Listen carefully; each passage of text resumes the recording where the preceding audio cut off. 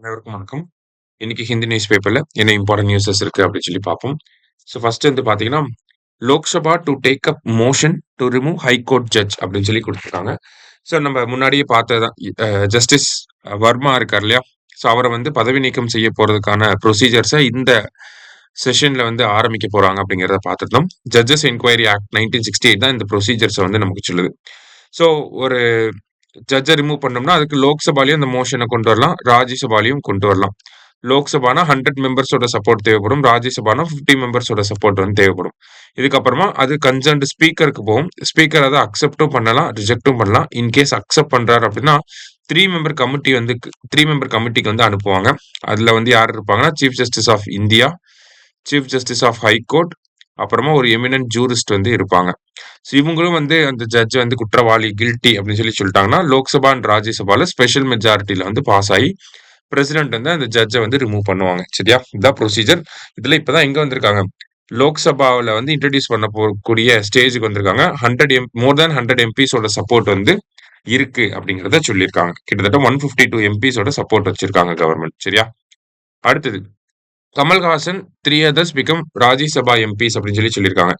So Rajya Sabha MP இவங்களுக்கு வந்து நேத்து பதவி பிரமாணம் அப்படிங்கிறத செஞ்சு வச்சிருக்காங்க. ஸோ பதவி பிரமாணம் அப்படிங்கிறது நமக்கு 3 ஷெட்யூல்ல வந்து வரும். ஓகேவா? 3 ஷெட்யூல் ஓத் ஆர் அஃபர்மேஷன் அப்படிங்கிறது. அதே மாதிரி ஆர்டிகல் 99 ரிலேட் ஆகி வரும். ஆர்டிகல் 99ல என்ன சொல்லியிருக்காங்க? Oath or affirmation of parliament members, அதாவது பதவி பிரமாணம், பாராளுமன்ற உறுப்பினர்களுக்கான பதவி பிரமாணம் அப்படிங்கிறது ஆர்டிகல் 99க்கு கீழே வரும். சரியா? ஸோ அடுத்ததா பாத்தீங்க அப்படின்னா, France will recognize Palestine as state அப்படின்னு சொல்லி கொடுத்துருக்காங்க. அதாவது பாலஸ்தீன் அப்படிங்கிற பகுதியை ஒரு நாடாக அங்கீகரிக்க போறாங்க பிரான்ஸ். சரியா? சோ இத ரிலேட் பண்ணி பாக்குறப்ப, இந்தியா எப்ப பாலஸ்தீன ஒரு நாடாக அங்கீகரிச்சிருப்பாங்க அப்படின்னா, 1988ல பாலஸ்தீன் அப்படிங்கிற பகுதியை ஒரு நாடாக இந்தியா ரெகக்னைஸ் பண்ணிருக்கு. சரியா?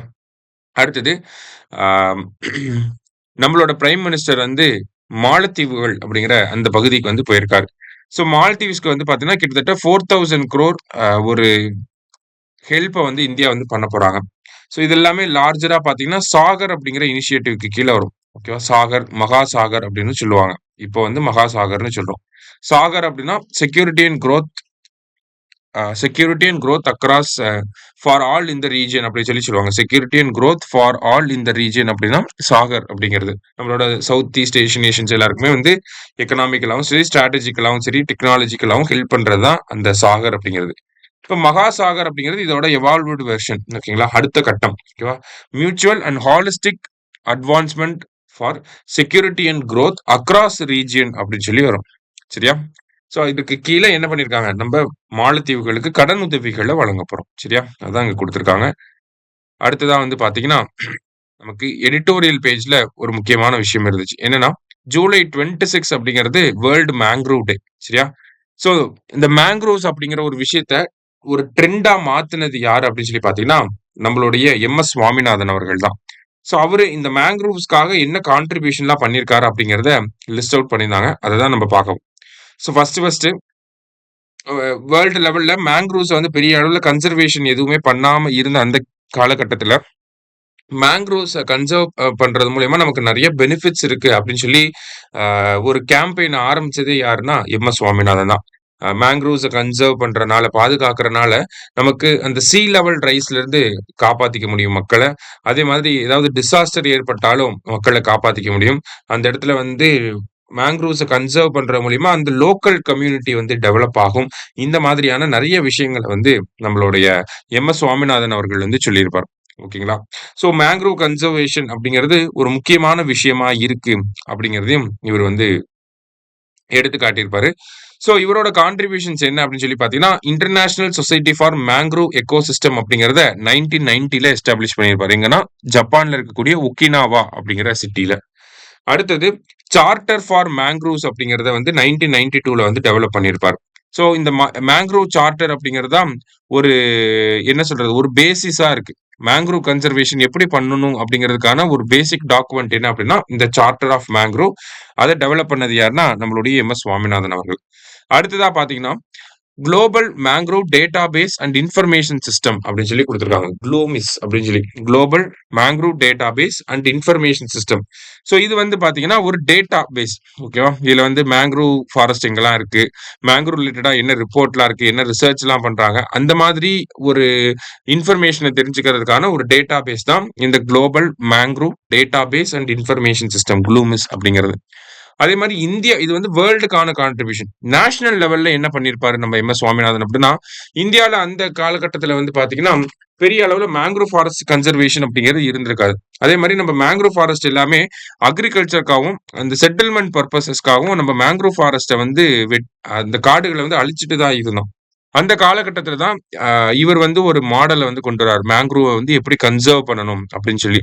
ஸோ அதை தமிழ்நாட்டுல, ஆந்திரா, ஒடிசா இந்த மாதிரியான ஸ்டேட்ல எல்லாம் வந்து அவரு எக்ஸ்பெரிமெண்ட் பண்ணி அதை சக்சஸ்ஃபுல்லா மாத்தி காட்டுறாரு. அதுக்கப்புறமா தான் என்ன ஆகுது அப்படின்னு சொல்லி பாத்தீங்கன்னா, நமக்கு மேங்க்ரோவ் ஃபாரஸ்ட் கன்சர்வேஷன் அப்படிங்கறத நேஷனல் லெவல்ல மினிஸ்ட்ரி ஆஃப் என்விரான்மெண்ட் வந்து எடுத்துட்டு வராங்க. ஸோ அவரோட அந்த எஃபர்ட்ஸ்னால தான் என்ன ஆகுதுன்னா 1999ல ஒடிசால ஒரு சைக்ளோன் ஏற்பட்டப்ப அந்த சைக்ளோனோட பாதிப்புகள்ல இருந்து மக்கள் தப்பிச்சதுக்கான ஒரு மிகப்பெரிய காரணமாவும் இருந்துச்சு. அதே மாதிரி நமக்கு நல்லா தெரியும் 2004 சுனாமி ஏற்பட்டப்பயும் சுனாமியோட தாக்கம் நிறைய இடத்துல கம்மியா இருந்ததுக்கான காரணமும் இந்த மேங்க்ரோவ் ஃபாரஸ்ட் தான். சரிங்களா? அதை இன்க்ரீஸ் பண்ணது யாருன்னா நம்மளுடைய எம்.எஸ். சுவாமிநாதன் அவர்கள். அடுத்ததா பாத்தீங்க அப்படின்னா இந்தியாவுல மேங்க்ரோவ் கவர் அப்படிங்கிறது எப்படி இருக்கு அப்படின்னு சொல்லி கொடுத்துருக்காங்க. ஸோ இந்தியாவோட மேங்க்ரோவ் கவரை பொறுத்த வரைக்கும் பாத்தீங்கன்னா கிட்டத்தட்ட 4,000 கிலோமீட்டர் ஸ்கொயர்ல வந்து இருக்கு. சரியா? Around 4,000 kilometre square. இது வந்து இந்தியாவோட டோட்டல் ஜியோகிராஃபில 0.15% அப்படின்னு சொல்லி கொடுத்துருக்காங்க. அதாவது India state of forest report 2019 2023 compare பண்ணி பாக்குறப்ப நம்மளோட மேங்க்ரோவ் கவரேஜ் அப்படிங்கிறது இன்க்ரீஸ் ஆயிருக்கு. கிட்டத்தட்ட 16 ஸ்கொயர் கிலோமீட்டர் வந்து இன்க்ரீஸ் ஆயிருக்கு அப்படின்னு சொல்லி கொடுத்துருக்காங்க. ஸோ வேர்ல்டு மேங்க்ரோவ் டே அப்படிங்கிறது ஜூலை 26. சரியா? ஸோ மேங்க்ரோவ் ரிலேட்டடா எம்.எஸ். சுவாமிநாதன் அவர்கள் என்ன பண்ணியிருக்காரு அப்படிங்கறத இங்க பார்த்திருக்கோம். அடுத்ததா பாத்தீங்க அப்படின்னா இந்தியாவோட லாங்கஸ்ட் சர்விங் பிரைம் மினிஸ்டரா வந்து வந்திருக்காரு யார் அப்படின்னு சொல்லி பாத்தீங்கன்னா, so longest serving prime minister லிஸ்ட்ல இப்ப பிரைம் மினிஸ்டர் மோடி செகண்ட் பிளேஸ்க்கு வந்து வந்திருக்காரு. ஸோ இந்தியாவோட லாங்கஸ்ட் சர்விங் பிரைம் மினிஸ்டர் அப்படின்னா ஃபர்ஸ்ட் ஜவஹர்லால் நேரு தான். 6130 நாட்கள் வந்து இருந்திருப்பாரு நேரு பிரைம் மினிஸ்டரா. அதுக்கு அடுத்தபடியா வந்து யாருன்னா நம்ம மோடிஜி அவர்கள் எவ்வளவு நாள் இருந்திருக்காரு அப்படின்னா 4078 நாட்கள் இருந்திருக்காரு. அதுக்கப்புறமா இந்திரா காந்தி அம்மையார் அவங்க 4077 நாட்கள் வந்து பிரைம் மினிஸ்டரா இருந்திருக்காங்க. ஸோ ஒரு பேசிக்கான டேட்டா.